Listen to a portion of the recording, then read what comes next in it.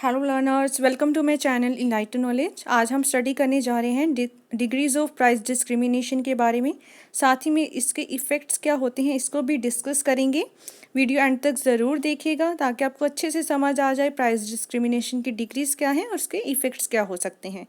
Video शुरू करने से पहले आपको बता देती हूँ, आप मेरा टेलीग्राम चैनल ज्वाइन कर सकते हैं। वहाँ पर आपको हर एक वीडियो की PDF फाइल मिल जाएगी। साथ ही में फेसबुक पेज को भी लाइक कर दीजिएगा, लिंक आपको डिस्क्रिप्शन बॉक्स में मिल जाएगा। बात करते हैं अब डिग्रीज ऑफ प्राइस डिस्क्रिमिनेशन के बारे में।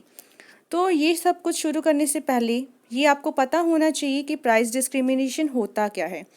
प्राइस डिस्क्रिमिनेशन क्या होता है कि जब हम एक मोनोपोलिस्ट क्या करता है, एक सिंगल कॉमोडिटी का डिफरेंट डिफरेंट प्राइस चार्ज करता है डिफरेंट डिफरेंट कंज्यूमर से। तो यहाँ पर बात की जाए कि प्राइस में क्या कर रहा है, वो भेदभाव कर रहा है। किसी कंज्यूमर से प्राइस कम ले लिया, किसी से ज़्यादा ले लिया, लेकिन प्रोडक्ट बिल्कुल सेम ही है।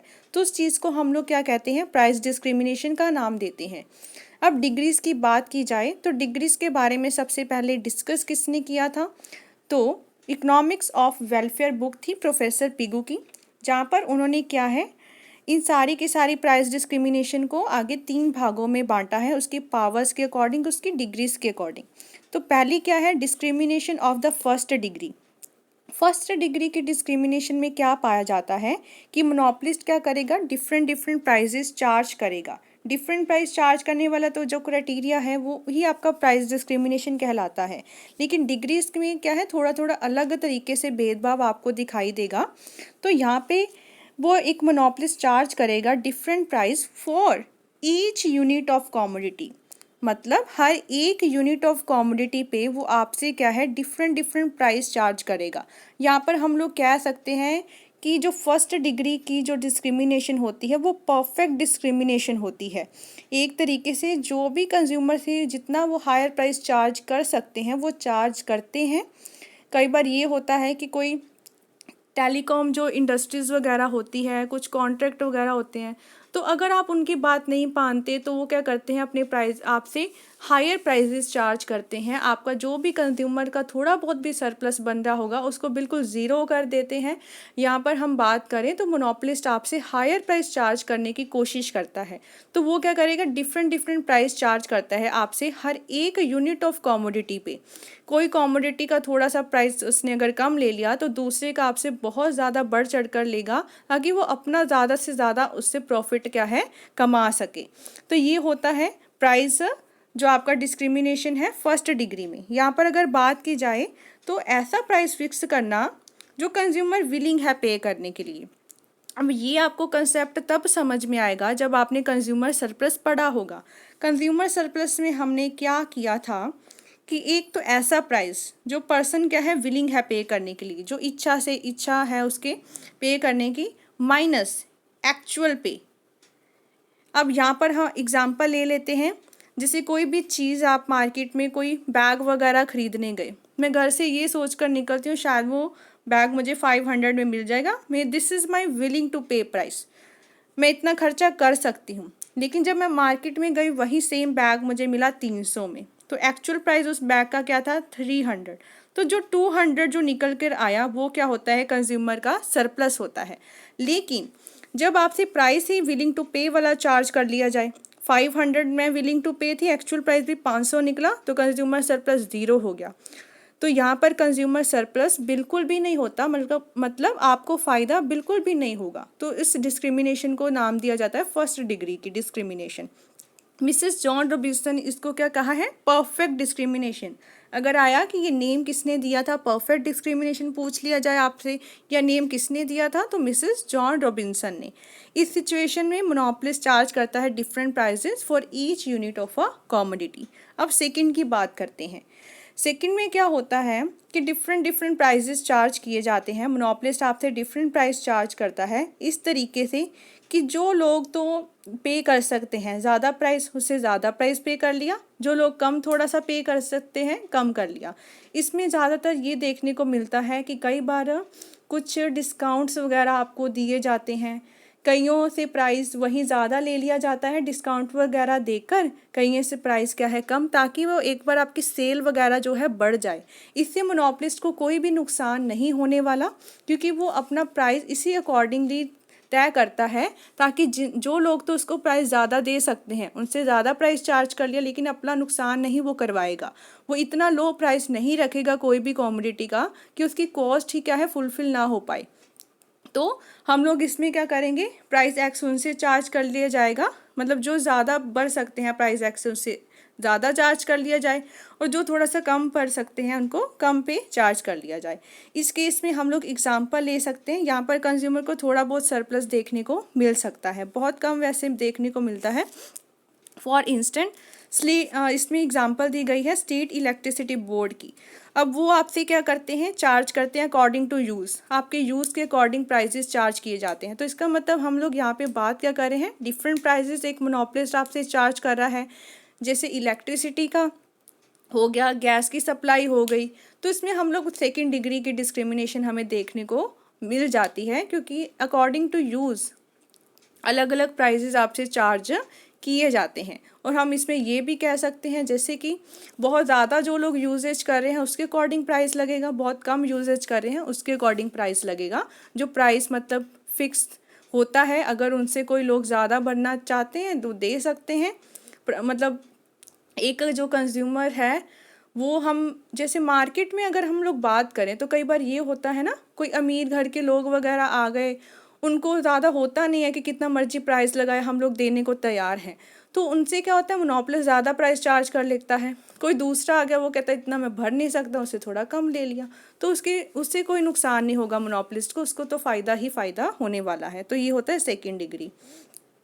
थर्ड की बात की जाए, ये रेफर करता है ऐसी डिस्क्रिमिनेशन को जिसमें मोनोपोलिस्ट डिवाइड कर देता है पूरी की पूरी मार्केट को ना, वो दो तीन भागों में क्या है, दो तीन ग्रुप्स में डिवाइड कर देता है, और क्या करता है डिफरेंट प्राइस चार्ज करता है। हर एक ग्रुप जो उसने बनाया है उनसे डिफरेंट डिफरेंट प्राइस चार्ज करता है। इसमें आपको केस मिलेगा डंपिंग वाला। जो आपकी प्राइस डिस्क्रिमिनेशन थर्ड डिग्री की है, इसका मतलब ये होता है कि अपनी जो मार्केट है उसमें तो आपको हाई प्राइस चार्ज करना, लेकिन अब्रॉड में फॉरेन मार्केट में उसी चीज़ का कम प्राइस चार्ज करना, तो ये होती है प्राइस डिस्क्रिमिनेशन। फॉरेन मार्केट में लोअर प्राइस चार्ज कर लेना, अपनी मार्केट में डोमेस्टिक मार्केट में हायर प्राइस चार्ज कर लेना। ये ज़्यादातर जो डिस्क्रिमिनेशन है आपको रियल लाइफ में बहुत ज़्यादा देखने को मिलता है। आगे इफ़ेक्ट्स में भी इसको क्या है डिस्कस करेंगे। तो ये तीन तरह की आपकी डिग्रीज होती हैं प्राइस डिस्क्रिमिनेशन की। अब हम लोग बात करते हैं इफ़ेक्ट की। अब प्राइस डिस्क्रिमिनेशन के हार्मफुल इफ़ेक्ट्स भी होते हैं और बेनिफिशियल इफ़ेक्ट्स भी होते हैं। बेनिफिशियल में सबसे पहला जो है वो है आपका बेनिफिशियल टू द पुअर, गरीब लोगों के लिए बेनिफिशियल है।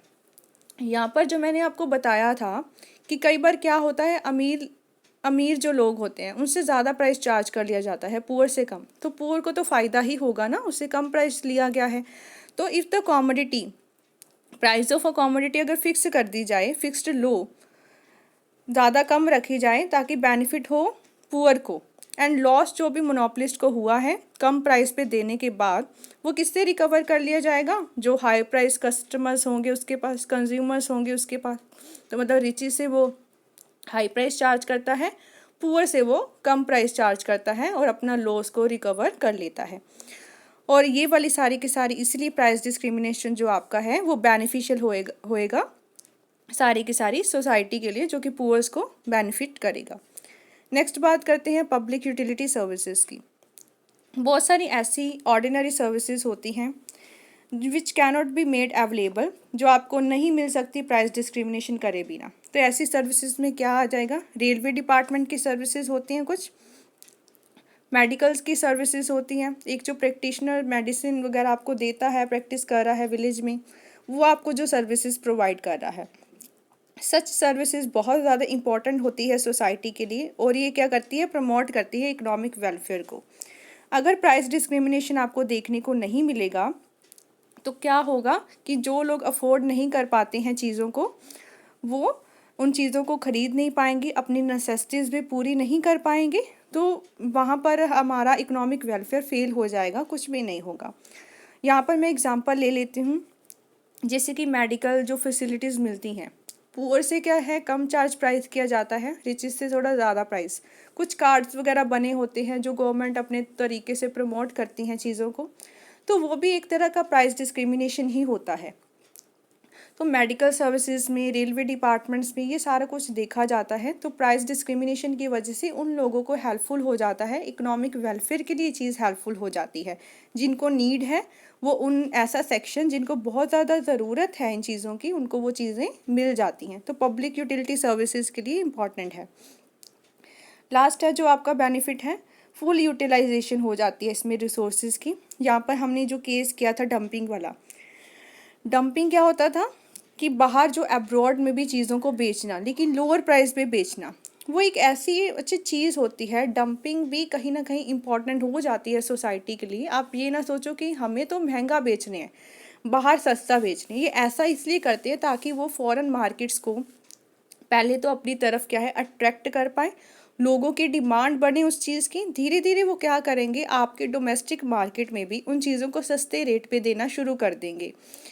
तो मोनोपोलिस्ट नुकसान तो झेलेगा नहीं, वो धीरे धीरे अपनी मार्केट पहले उधर सेटअप करता है, फिर जब इकोनॉमीज ऑफ स्केल मिलने से उसकी प्रोडक्शन का स्केल बढ़ जाता है तो वही चीज़ आपको थोड़ी टाइम में कम रेट पे मिलनी शुरू हो जाती है। सो डंपिंग भी थोड़ा सा हेल्पफुल हो जाता है सोसाइटी के लिए। By selling goods that cheap rate abroad, the producers utilize करता है अपनी एक्सेस कैपेसिटी तक। जो प्रोड्यूसर कहीं ना कहीं 20 यूनिट बना रहा था वो 30 बनाएगा, अपनी मशीनरी को, अपनी लेबर को अच्छे से यूज़ करेगा। किस लिए? ताकि उसको होगा कि मुझे फॉरेन में भी अपने प्रोडक्ट्स को बेचना है, अब्रॉड में भी प्रोडक्ट्स को बेचना है। तो अच्छी तरीके से यूटिलाइजेशन हो जाएगी रिसोर्सेज की। 10 resources of country fully utilised.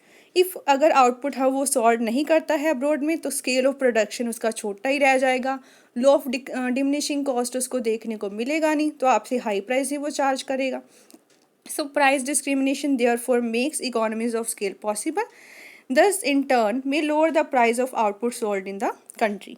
तो ये क्या करता है, धीरे धीरे जो लोअर कर देता है प्राइस ऑफ आउटपुट को जो हम कंट्री में सोल्ड करवाते हैं, ताकि इकोनॉमीज ऑफ स्केल बढ़ने से उसकी जो कॉस्ट है धीरे धीरे कम होना शुरू हो जाती है। डंपिंग की प्रोसेस को ये फ़ायदा होना शुरू हो जाता है। नेक्स्ट है आपकी हार्मफुल इफेक्ट। हार्मफुल में इसके क्या है, प्राइस डिस्क्रिमिनेशन के बिल्कुल कॉन्ट्रास्ट में लिखना है बेनिफिशियल के। No proper use of factors of production, वहाँ पर हमने बात की थी फुल यूटिलाइजेशन होता है, लेकिन यहाँ पे बात क्या कर रहे हैं, बिल्कुल भी फैक्टर्स ऑफ प्रोडक्शन का यूसेज नहीं होता है अच्छी तरीके से। Proper use of factors of production is not possible, क्योंकि मोनोपोलिस्ट क्या है ज़्यादातर अपना फ़ायदा देखते हैं, प्रॉफिट देखते हैं। ऐसी चीज़ वो मार्केट में बेचना चाहते हैं जिनसे उनको ज़्यादा से ज़्यादा कमाई हो, तो वो ज़्यादातर लग्जरी गुड को प्रोड्यूस करवाते हैं, क्योंकि उनका स्कोप बहुत होता है प्राइस डिस्क्रिमिनेशन करने में। तो वीकर सेक्शंस हैं उनको बिल्कुल भी कुछ मिल नहीं पाता, क्योंकि नेसेसिटीज़ जो आइटम है उनकी प्रोडक्शन हो नहीं पाती, उनको हाई रेट भरना पड़ता है उन चीज़ों का। तो मोनोपोलिस्ट उनका बिल्कुल ध्यान रखता है। नेक्स्ट आ जाता है लेस प्रोडक्शन। प्राइस डिस्क्रिमिनेशन बहुत हार्मफुल हो जाता है जब मोनोपोलिस्ट क्या करता है, अपनी प्रोडक्शन को रोक देता है and enhance the price in order to maximize their profit, लेकिन सिर्फ और सिर्फ अपने प्रॉफिट के बारे में ही सोचता है। जितनी वो प्रोडक्शन लेस करेगा उतना वो चीज़ों का रेट क्या होगा, हाई होगा। सो ये एडवर्सली इफ़ेक्ट करता है पीपल को, उनकी वेलफेयर को। तो ये दो आपके हो जाते हैं हार्मफुल इफ़ेक्ट्स हो जाते हैं। आई होप आपको अच्छे से क्लियर हो गया होगा। कोई भी डाउट हो मुझे कमेंट सेक्शन में पूछ सकते हैं। एंड वीडियो को ज़रूर ज़्यादा से ज़्यादा लाइक कीजिए, अपने फ्रेंड्स के साथ शेयर कीजिए, और इनसे क्या होती है, हमें मोटिवेशन मिलती है ताकि हम और आपके लिए वीडियोस बना सकें। And press the bell icon ताकि हर वीडियो की नोटिफिकेशन आपको टाइम टू टाइम मिलती रहे। Thank you.